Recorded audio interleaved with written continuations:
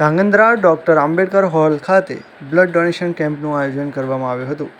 દેશના જવાનો અને નાગરિકો માટે રક્તની જરૂરિયાત ઊભી થાય તેને પહોંચી વળવા હેતુથી સુરેન્દ્રનગર જિલ્લાના ધાંગધ્રા ડૉક્ટર આંબેડકર ભવન ખાતે રક્તદાન કેમ્પનું આયોજન કરવામાં આવ્યું હતું। આ તકે પૂર્વ કેબિનેટ મંત્રી આઈ.કે. જાડેજાની પ્રેરક ઉપસ્થિતિ રહી હતી।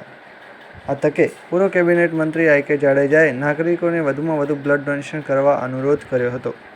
આ બ્લડ ડોનેશન કેમ્પમાં ધાંગધ્રા નગરપાલિકા પ્રમુખ કુલદીપસિંહ ઝાલા તેમજ ધાંગધ્રા શહેર સંગઠનના ભાજપના હોદ્દેદારો અને રક્તદાન કરનાર નાગરિકો ઉપસ્થિત રહ્યા હતા।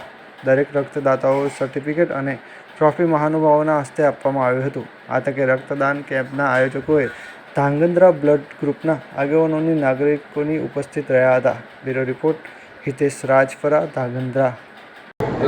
આવતીકાલે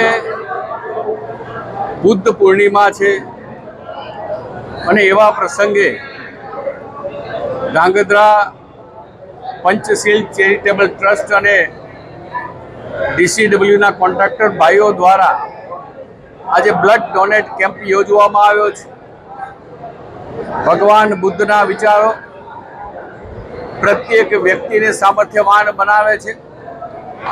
દેશના વડાપ્રધાન માનનીય નરેન્દ્રભાઈ મોદીએ દેશમાં પ્રથમ વખત બુદ્ધ સર્કિટની રચના કરીને બુદ્ધના વિચારો ઘર ઘર જન જન સુધી પહોંચાડવા માટેનો પ્રયત્ન કર્યો છે। આપણે સૌ કોઈ જાણીએ છીએ મુજબ પાકિસ્તાને ભારત ઉપર જે પ્રકારનો હુમલો કર્યો એના અનુસંધાને ભારતે એને મુંહ તોડ જવાબ આપ્યો છે।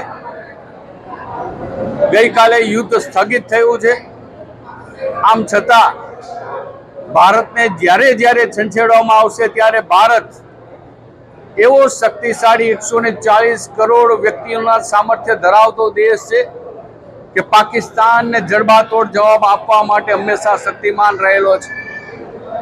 હું ને તમે આપણે સૌ સરહદ ઉપર લડી શકતા હોતા નથી, ત્યારે સરહદ ઉપર આપણા જવાનને, કોઈ પણ જવાનને જો લોહીની જરૂરિયાત ઊભી થાય તો એના માટે